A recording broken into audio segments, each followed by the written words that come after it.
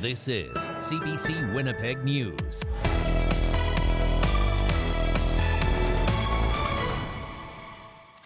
Good evening. Thanks for joining us. Janet Stewart is off tonight.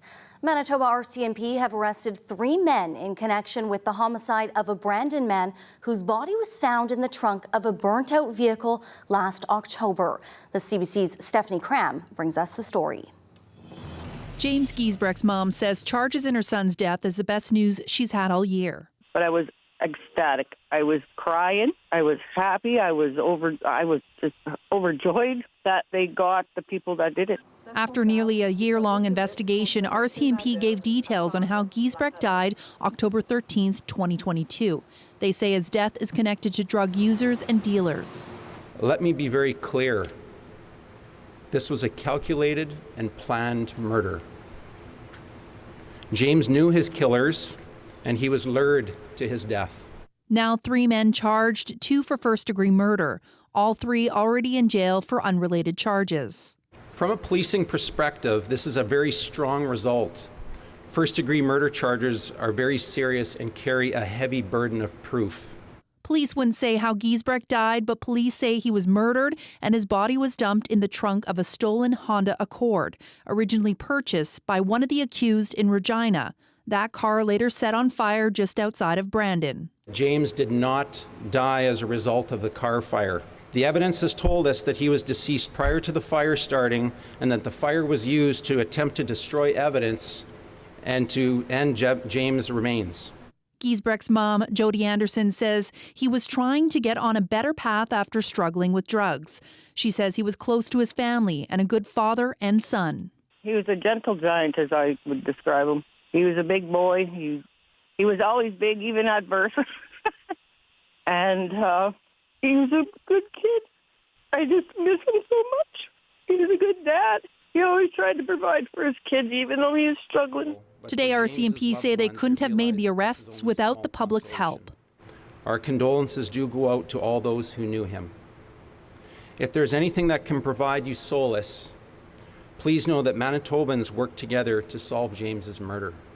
RCMP say the tips put the pieces together in the investigation. Stephanie Cram, CBC News, Winnipeg.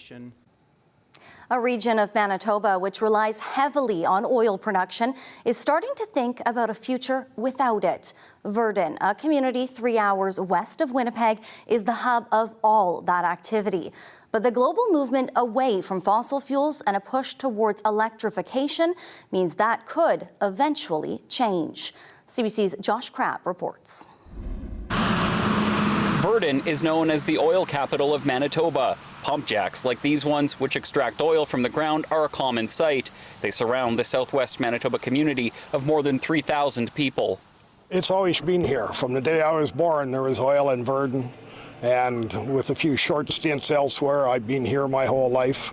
Bruce Dunning was just 12 when his dad brought him to a drilling rig. That was 56 years ago. He's worked in oil ever since. He's a town councillor and an oil field consultant. Dunning says the industry has fueled the area's economy since the early 1950s. We have a brand new multi-million-dollar skating rink, rec facility. We have 4 schools. Decades later, production is steady. It's a small part of the provincial economy, but oil remains important to the region, even amid a movement away from fossil fuels. Experts say extraction will continue as long as it's cost-effective to get oil from Manitoba's existing reserves. Verdon's Mayor Tina Williams isn't worried yet. I don't think it's an in my lifetime kind of thing, because past the electric cars and hydro and all those kinds of things, oil is still used for so many other things. It's an issue CBC put to provincial election candidates running to become the next MLA in the constituency of Riding Mountain. Wayne Shacken is the NDP candidate. He says investing in public services like healthcare and childcare are important to attract new industry. We want to make sure that we get business. We need both. We need a strong economy to allow us to have strong social services. Greg Nesbitt is the incumbent Progressive Conservative candidate. He says Manitoba needs competitive tax rates and a strong labor force to diversify the economy. I think a strong economic climate will play a big role moving forward, and I know a new PC government will certainly push for that. The Manitoba Liberals say their candidate wasn't available for an interview. Dunning is set to retire from the oil industry in October. He reflected on what oil has meant to him and his family. It's been very generous to us, I think, to anybody that's stayed in the oil field and worked steadily at it. Dunning will be out of the business before any slowdown in production, but says others in the area will continue to benefit from it, at least for now. Josh Crabb, CBC News, Verdun.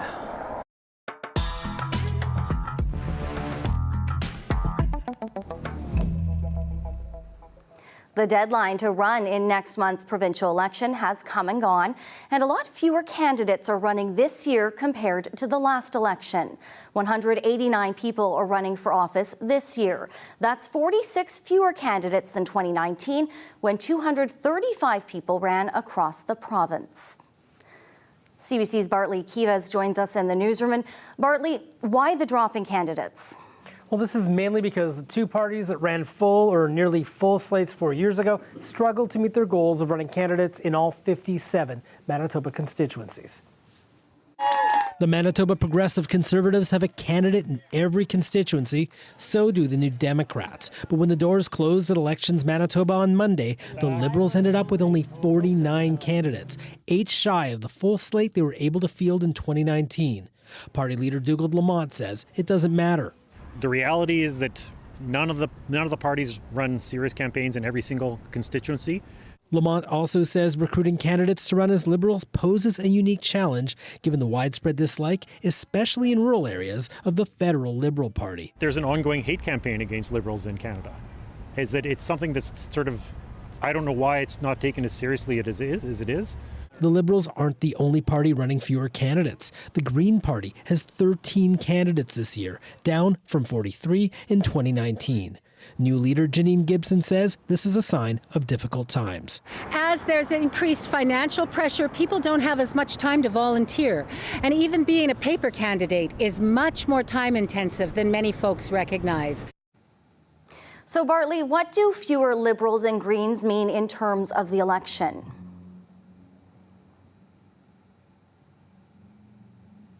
Of Winnipeg. In 2019, the PCs won Dauphin by fewer than 800 votes, and there were almost 700 Liberal votes in that election. If those Liberal voters lean NDP, then the PCs will have trouble retaining that Dauphin seat, especially since the Tories don't have an incumbent there. Now, Selkirk is another seat with no Liberal or Green candidate. PC incumbent Alan Legimaudier won here by 1,500 votes in 2019, but it could be closer this time because 1,200 votes went to Green and Liberal candidates in the last election. So what did the parties promise today? The NDP promised to hire a familiar face if they're elected. In Winnipeg, the NDP announced an endorsement from former Manitoba Premier Gary Doer and pledged to bring him on as a volunteer advisor on Canada-U.S. trade. I have come to the conclusion that Wab Kinew is open for advice from all Manitobans, and I've been very impressed with that. And a person that is open to advice, I think, will run an open government. Also in Winnipeg, the Manitoba Liberals promised to return $338 million the province clawed back from federal child care benefits. From 2006 to 2019, the province took this money away from child care agencies who had Indigenous kids in care. Dougald Lamont says many of these kids are adults now. A whole bunch of them probably don't even know. They may be living on the street today not ever knowing that they had money taken from them. So we can find them, we have their names, we know who they are. The PCs, meanwhile, were up in Lundar and the Interlake, and they promised to cut rental fees in half for agricultural producers who lease Crown lands. Brittany. All right, thanks so much, Bartley.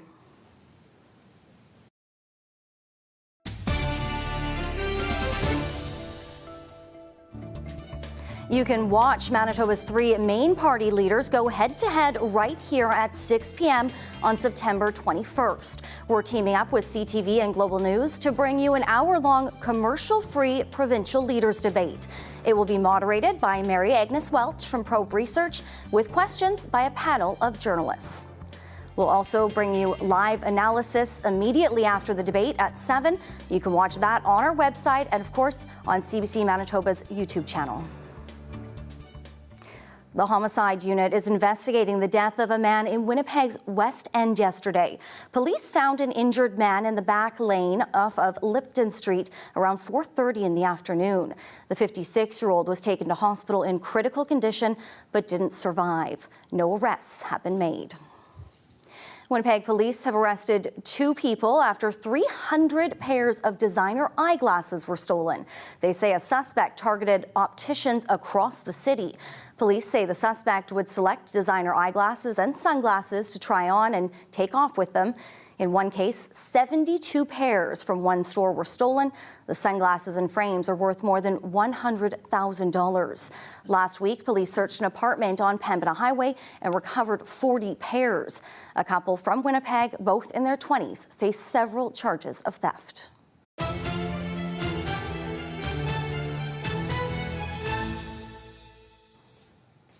Well, your Winnipeg Jets have a new captain. Adam Lowry will don the C for the team next season. As you may recall, he was one of the 3 assistant captains last season when head coach Rick Bowness chose not to name one captain.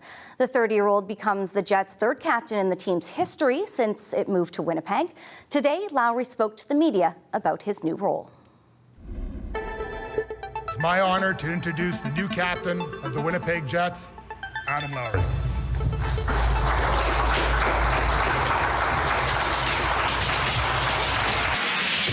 Opens his very first shift with a big hit. And Adam Lowry muscles his way to the front of the net. It's an honor I'm really looking forward to. Just have some of my teammates here to share the day. Such a great teammate, you know, we'll battle with beside him any day.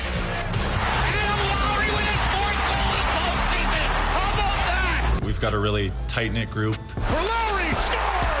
A lot of really great leaders in our locker room, and I'm looking forward to growing with them and leading the team as well. Adam embodies the characteristics and the class that the Winnipeg Jets value both on and off the ice. On the ice, Adam plays with a level of compete, consistency, character, and selflessness that makes him a valued and respected teammate. We are extremely fortunate to have had several outstanding candidates on our team to choose from in arriving at this important decision. In the end, we believe that the time is right for Adam Lowry to assume this role and to set the standard for the way the Winnipeg Jets will move forward with new leadership and new purpose. As Chevy mentioned, there was a lot of very deserving candidates in our room, and you know, I don't think that's going to change. We're going to lead as a collective. I'm really looking forward to it. I'm honored to be standing before you guys today and looking to continue leading this organization, representing this organization, and representing the city of Winnipeg.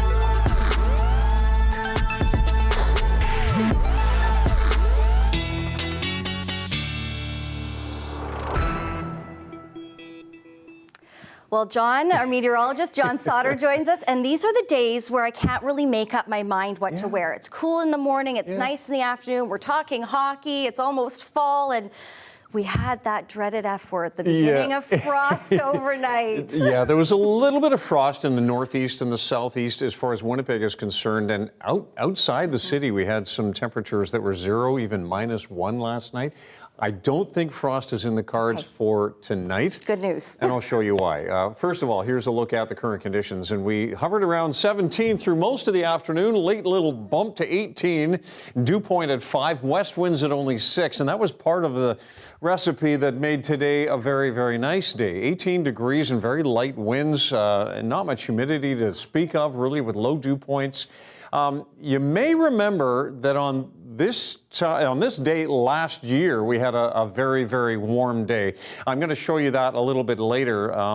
It was a very warm September day, and the record high was not all that long ago either. Look at this clear sky across the province. Satellite, absolutely clear, nothing on radar as a result. And you look to the west, and there is a low pressure system that will start to affect Central Manitoba as we get through late Tuesday and then on into, or late Wednesday and then on into Thursday, as a matter of fact. So this is Wednesday morning, and we may see a couple of showers in the west in the morning. I think it's really going to be more of a sun-cloud mix. But then this low makes a move, and the associated frontal systems will bring cloud on Thursday morning, a few showers around, and then a band of showers moves through in the afternoon. There's a look at 2:30. You can see the dry slot of the low in between the warm and the cold fronts. And as this frontal system moves on through on Thursday afternoon, yes, some showers, maybe a thunderstorm, followed by some clearing. The low is still over us on Tuesday, or I should say Friday, early in the morning. And then we start to see a few more showers moving through on Friday morning, and I think clearing in behind that. Now, rainfall projections are pretty light over the next 48 hours, and most of this happens on Thursday, but upwards of 3 millimeters, maybe a 6 over in Churchill. And then you look at southern Manitoba, and we don't see a whole lot of rain through Wednesday. But then Thursday, we have a 3 in Winnipeg, a 5 in Portage, a 6 in Gimli. This may change as the system draws closer, but again, rainfall amounts not all that high in the next 48 hours. And I think after that, we're back into more stable weather as we approach the weekend. Winds tomorrow, gusts to 30, maybe 40 kilometers per hour. Here's a look at the supper time, and we've got gusts here up around 30 in the Red River Valley. 5 degrees tonight within city limits. If you're outside the city and a forecast low of 2 or 3 gives you frost, you should probably cover the plants tonight. I don't think it'll happen inside city limits. 7 in the morning, 20 in the afternoon, south winds at 30 to 40 kilometers per hour. And then we've got those days with a couple of showers here and there, a little bit cooler but more seasonal at 19 on Saturday. All right. Thank you so much, John. We'll check in with you in a little bit. You're welcome. Well, with those crisp mornings to start our days, there's no doubt that fall is on the horizon. People are starting to think about getting their flu shots and updating their vaccinations. And Canada's National Seniors Advocacy Organization wants people to pay close attention. CanAge says Manitoba gets a D on its vaccine report card and is failing to protect specifically our seniors. CanAge CEO Laura Tamblin-Watts joins us this evening. And Laura, CanAge specifically pointed to 2 vaccinations where Manitoba seems to be falling behind. Let's start with shingles and the problems. What are we seeing? It's not covered. That's the first and easy problem. And for people to buy it individually, it's, between $100 to $200. It's a barrier for a lot of older people. We know that it's incredibly effective, more than 95% effective. And yet, if you don't cover it, it doesn't help anyone. That's a big problem when we start talking about the cost of living that we're seeing right now as well. And that second concern came surrounding the supply of pneumonia vaccine and making sure it's getting into the arms of seniors who most need it. What are the issues that you've been seeing? We're doing a really bad job in Manitoba about pneumonia. And many people will be confused because they think of pneumonia as only bacterial, but actually a lot of pneumonia is vaccine preventable. We don't do a good job in Manitoba getting to our most vulnerable people. And the good news is we have a brand new vaccine that is better than ever. And Manitoba hasn't even got it anywhere. It's on its radar. So we need to improve that. So, Laura, when we're talking about shingles and pneumonia, why are those two specifically really a need to get those into the arms of seniors here in our province and really our country? Manitoba's done a good job by covering the high-dose flu vaccine for people, but that's just the beginning. We need this 3-part strategy in addition to COVID-19 to get any kind of coverage, because respiratory diseases will pass very easily, particularly in the fall. We know that people with pneumonia, particularly older people with pneumonia, causes incredible frailty, very bad outcomes, worse than influenza, and yet there really isn't the coverage that we need. And shingles, the only real treatment for shingles is pain management, and opioids are often given. We don't need any more opioids in the province of Manitoba. And we know shingles can be extremely painful for those who get it and have to deal with it. So let's get back to that grade. CanAge says the D grade serves as a call to action. Well, what action needs to be taken, and really how quickly do we need to see it happen?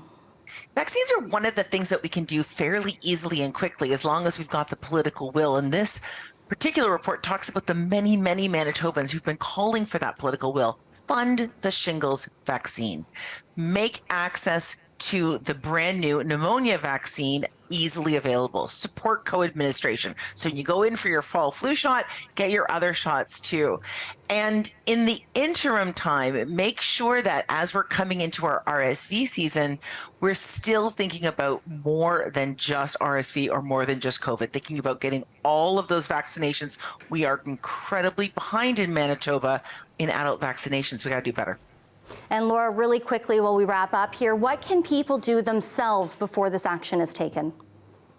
Go out, get at least your flu shot as quickly as possible. Ask your healthcare provider about getting the pneumonia shot as quickly as possible, and advocate for getting the shingle shot. 1 in 2 people 65 and older are going to get shingles, so we have to cover that. Wow, some shocking numbers there. That's CanAge CEO Laura Tamblyn-Watts. Thanks so much for joining us, Laura. Thank you. Well, on the topic of vaccines, federal health officials are encouraging all Canadians to once again get vaccinated against COVID-19. Health Canada has approved a new Moderna vaccine targeting the latest Omicron subvariant. More on that after the break.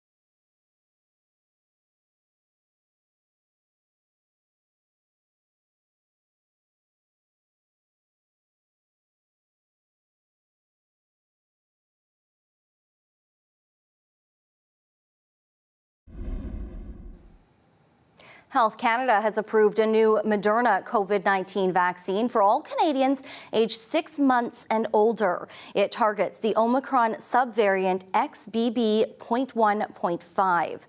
It's expected to be rolled out alongside the fall flu shot in October. CBC's Christine Barak has the details. With the latest COVID-19 shot now approved, this is the advice from Health Canada. Individuals who are 5 years of age and older should receive 1 dose of the vaccine, regardless of the COVID-19 vaccination history. The Moderna vaccine, along with 2 others still under review, including Pfizer, no longer include the original strain of the virus.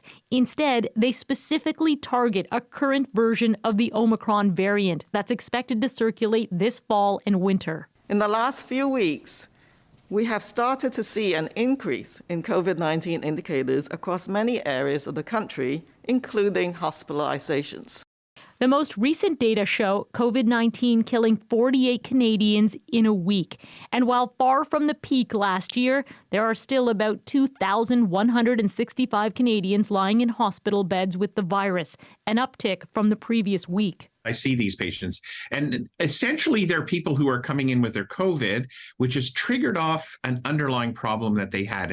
Health officials insist people at highest risk of severe disease include adults over 65, long-term care home residents, and those with underlying medical conditions. In that group of people with underlying conditions, those underlying conditions are principally people with active cancer who are being treated, people who are transplant recipients, and people who are under very active treatment for serious conditions.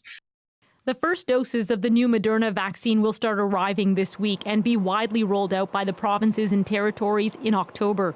With another respiratory virus season fast approaching and hospitals still under pressure, doctors are hoping Canadians will start rolling up their sleeves for a flu and COVID shot at the same time.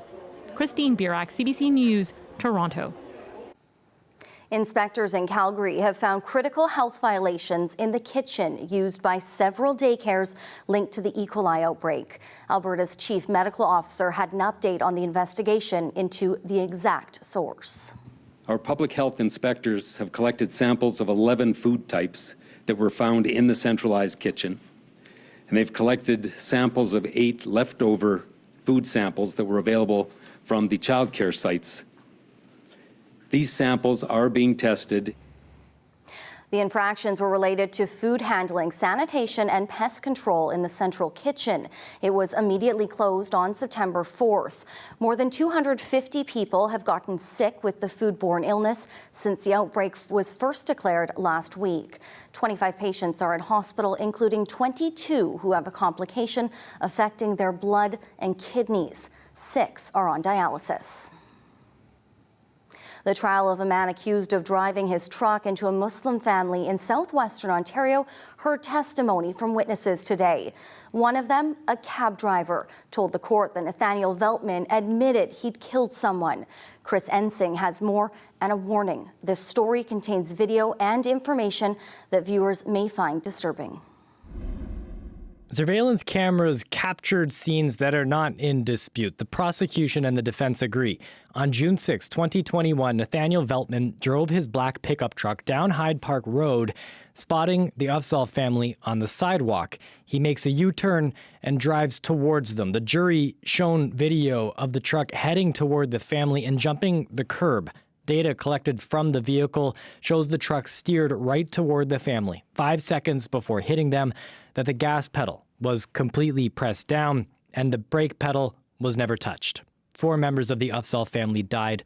A young boy survived. Veltman, charged with 4 counts of first-degree murder and 1 count of attempted murder, left the scene driving toward a mall parking lot. In a video shown to the jury, a black pickup truck with a crumpled hood pulls into the parking lot and stops beside a cab. The cab driver, Azidin Jangiri, testified in court that the man inside the truck, wearing a military-style helmet and a bulletproof vest, told him to call 911. Jahangiri said the driver told him, "I just hit someone. Call the cops," and said, quote, "I killed someone." Jahangiri, who testified he saw blood on the front of the truck, said he nervously dialed 911 and put the call on speaker. That call was played in court. Yes. What's the plane on it? The plate is... It's me. It was me. It was he. It was me that did it. Come arrest me. Okay, what's the plate on the truck? Can you ask him his name? I don't know, but it was me that crashed into them. Get over in the car. Okay, what's your name? Nate Beltman. Sorry, what's your name? Nate Beltman. Are you injured? Nope, I did it on purpose. The cab driver gave the license plate number of the truck and waved to police passing by on the street. Veltman on his knees, surrendering to police. The cab driver testified that he did not hear the police say anything during the arrest, only that the accused told him to videotape that arrest, which he didn't do. Jahangiri also testified the accused was smiling and calm and appeared to be almost laughing. Beltman has pleaded not guilty to all counts. Chris Ensing, CBC News, Windsor, Ontario. Authorities have confirmed at least 2,000 people have been killed from catastrophic flooding in eastern Libya. Another 10,000 are missing after a huge storm caused 2 dams to burst over the weekend. CBC's Alison Northcott has the latest. It's an astounding level of destruction. The power of the deadly storm washed away vehicles and roads. The official death toll in the thousands and rising. Thousands more are missing. The storm brought strong winds and torrential rains. The fast rising waters burst dams, buildings collapsed. Huge swaths of the city of Derna are destroyed. Houses that are not anymore there, infrastructure that are blocked, roads that are not anymore there. So it's really a large-scale disaster that, of course, is just another layer of suffering on a country, Libya, that suffered in the last decade, conflict and many other crises. Aid workers are trying to help, but there's been risks for them too. 3 Libyan Red Crescent volunteers are among the dead. The scope of the destruction complicates the response. The U.S. says it's sending emergency funds to relief organizations. The Canadian government says it's monitoring the situation to understand the needs, as Libya receives supplies from Algeria and Turkey. The United Nations says it's mobilizing resources and emergency teams to help too. It's also damaged hospitals. It's wiped out some hospitals, left some partially functioning. So the work now is really to get in supplies, but look at, and sadly, some of those supplies include things like body bags. The Prime Minister of Libya's Tripoli-based government, Abdulhamid Al-Dabeiba, is assessing offers of international aid and says the help needed now is pulling bodies from the sea. These are the victims of the storm, says this volunteer. As people mourn the growing number of dead, the search for victims continues. Alison Northcott, CBC News, Montreal. To Morocco now, where nearly 3,000 people are confirmed dead in Friday's earthquake. Search and rescue teams from 4 countries are currently in Morocco, and the government there is under pressure to accept more help. In many places, local residents are digging through rubble with their bare hands, hoping to reach survivors before it's too late. CBC's Chris Brown is traveling to some of the hardest hit areas. Well, we've come to the town of Annecy. It is right in the middle of Morocco's earthquake zone, and all around us there are villages that have been affected, many of them totally destroyed. People will not be able to go back to their homes at all, and some of them are hurt, and that's why the military has set up a hospital here to look after them. And just in the time we've been here, we've seen all kinds of injuries. Some people have come in with broken bones. Other people have come in exhausted and dehydrated. But there's also a huge psychological component to this as well. We've seen one woman who didn't lose anybody, but did lose her home, and her whole village is gone. And her husband told us she just really couldn't cope. The doctors had to give her medication. There was really nothing else they could do for her. Same with kids. We talked to one dad who brought his son in because he had a fever, but at the same time, he also just wanted him to play with other kids, play with Lego, because so many of the things that were normal in his life have been totally taken away. Over here, off to the right, there's a whole bunch of blue tents. Well, this is like entire villages that have been moved and put right there. People have been transplanted to this new reality next to this hospital. There is no long-term security at all, and it's going to take people a great deal of effort to see a future for them, and right now, so many that we've talked to here just don't see it. Chris Brown, CBC News in Annecy, Morocco.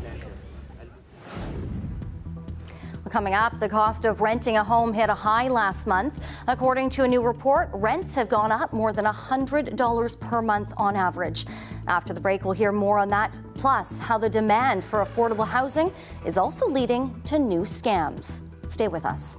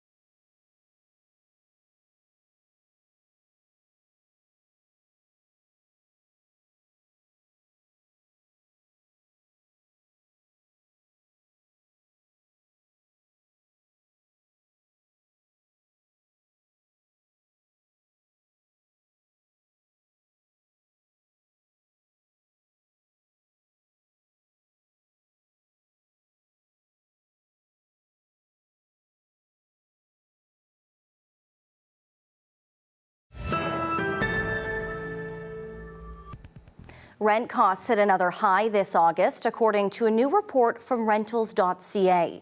On average, Canadians are paying just over $2,100 a month to rent a home. That's up 9.6%, or more than $100 per month on average.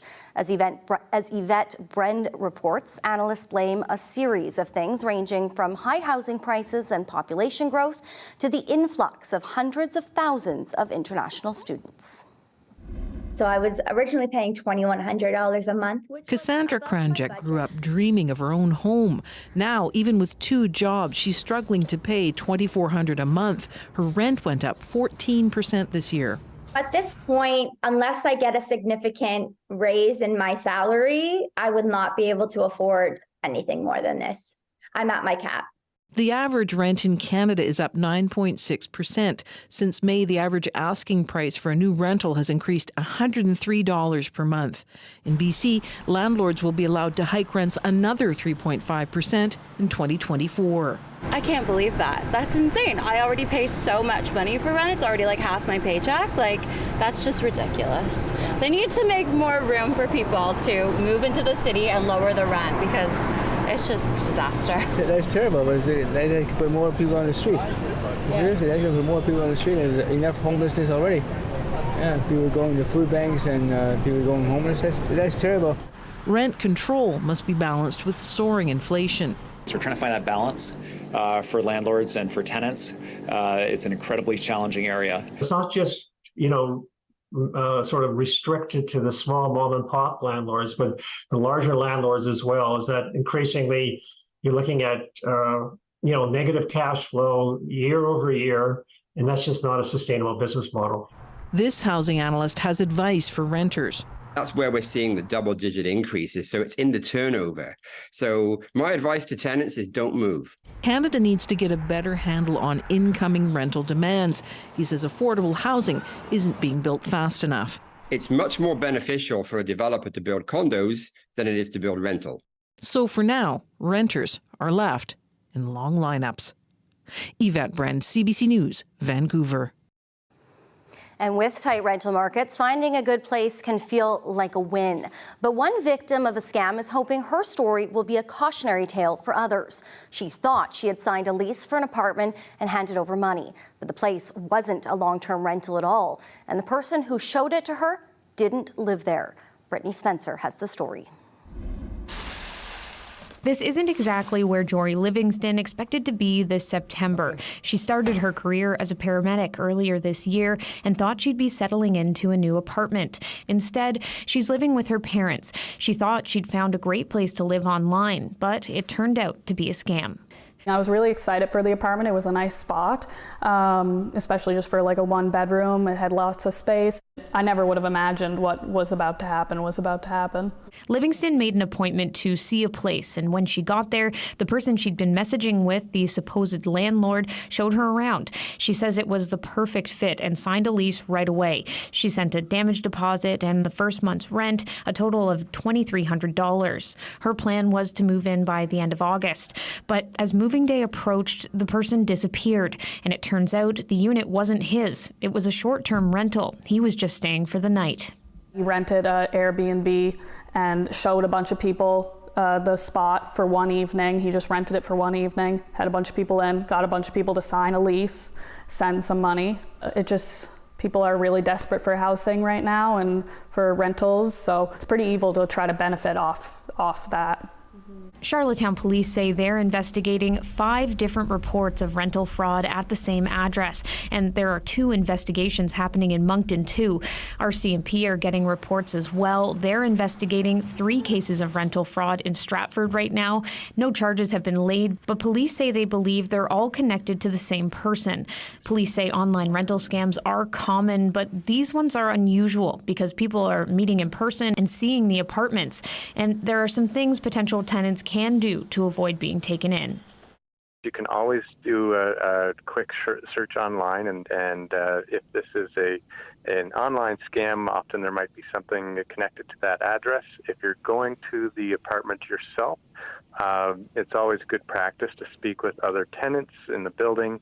I can say with an investigation like this, we'd be looking to identify the people involved. So, any photos or information about the people who received the monies, any information about their vehicle is certainly a benefit. For now, Livingston is hopeful the person is caught, and she's grateful she has a place to stay, but knows many others may not be as lucky. Brittany Spencer, CBC News, Murray River.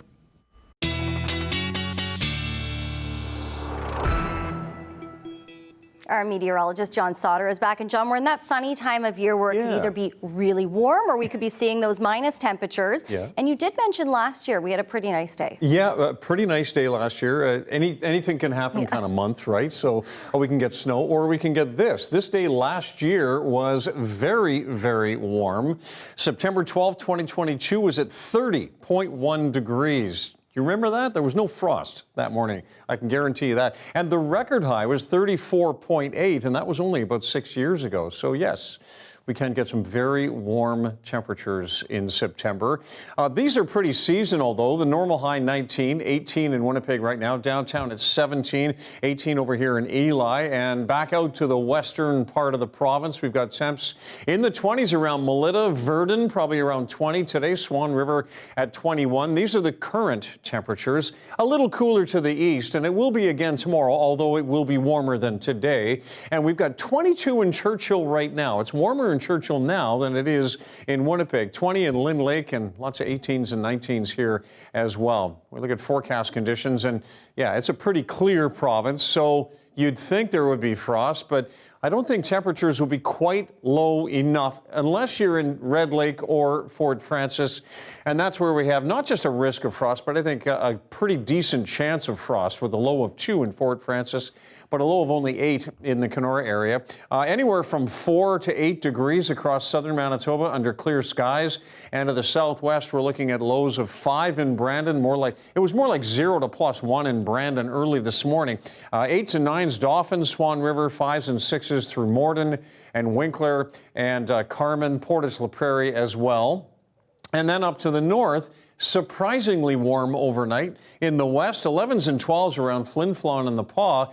Churchill only dropping to 8, and tomorrow, just a beautiful day. Mid-20s in the west, 20 for Thompson, 16 in Churchill, and 21s out to the east. And the only place with showers would be Lynn Lake in the far northwest. Here across the south, we'll see a sun-cloud mix, 23s and 24s in southwestern Manitoba. Then we get into the Red River Valley and east, and we're looking at temperatures that are slightly cooler, but still a degree or so above seasonal and plenty of sunshine. And then in through Ontario, we're looking at 17 to 18 degrees and lots of sunshine as well. A little later in the 7-day forecast, I'll show you some temperatures warming up a little bit on the weekend, but certainly into next week. All right. Thanks so much, John. You bet. Coming up, we'll hear about a program at the University of Manitoba that uses traditional beading techniques to teach students about math and Indigenous culture.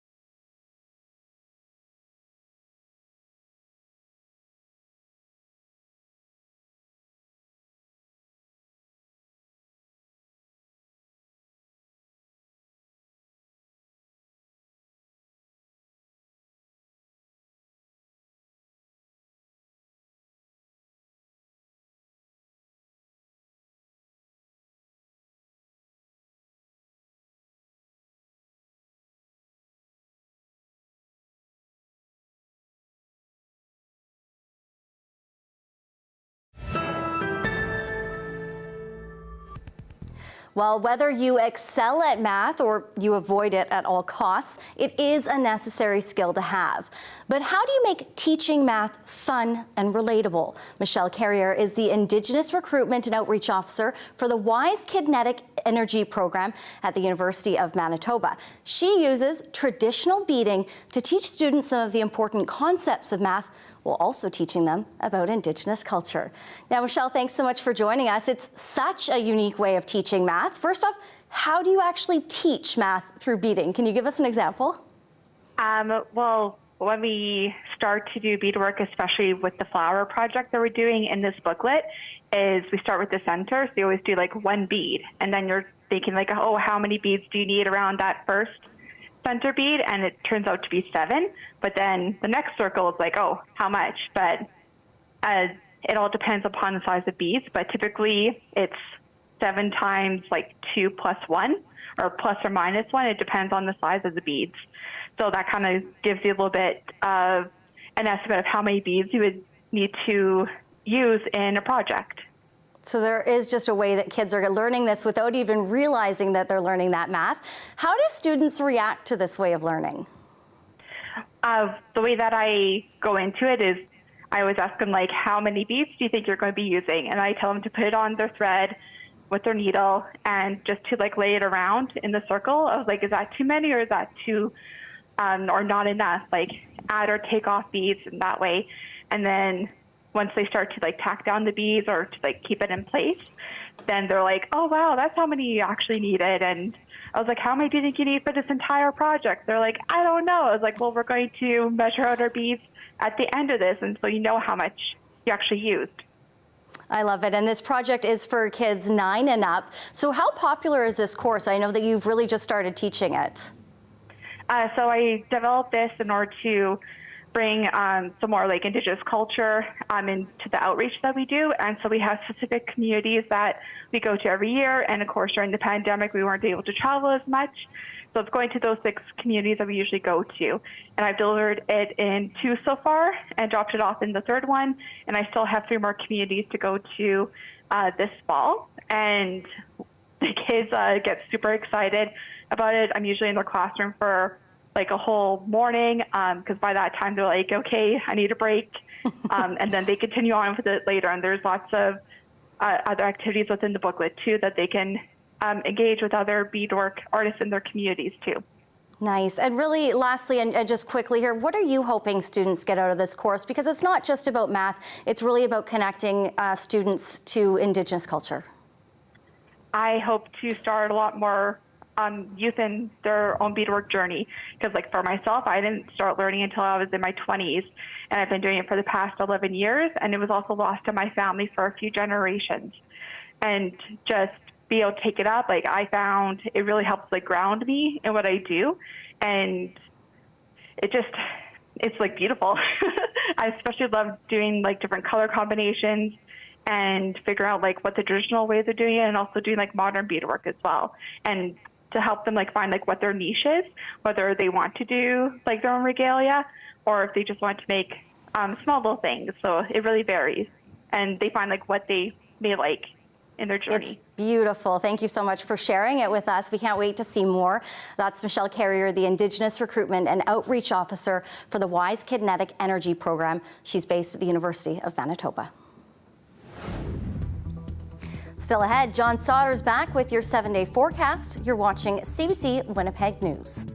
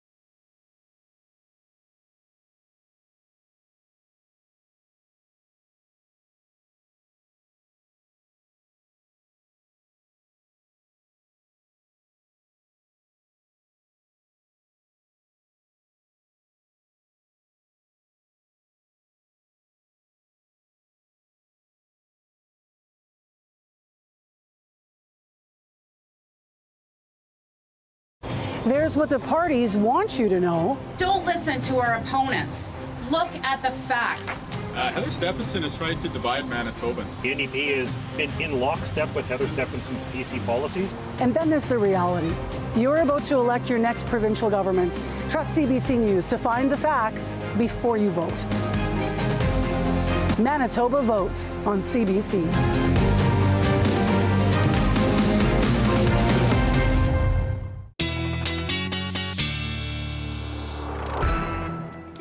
Some outlying areas have a risk of frost tonight. I don't think that's in the cards for within city limits. And going forward, you can see the overnight lows here are, well above zero. So not really a frost concern. We've got a little system rolling through central Manitoba on Thursday, offering some showers to southern and northern Manitoba. Leftover showers on Friday morning, and then we start to warm up again, possibly even the mid-20s by this time next week. A Calgary man is being praised for helping clean up city streets. Matthew Edwards has been picking up garbage around Calgary in his spare time for 30 days straight. That's our daily lift.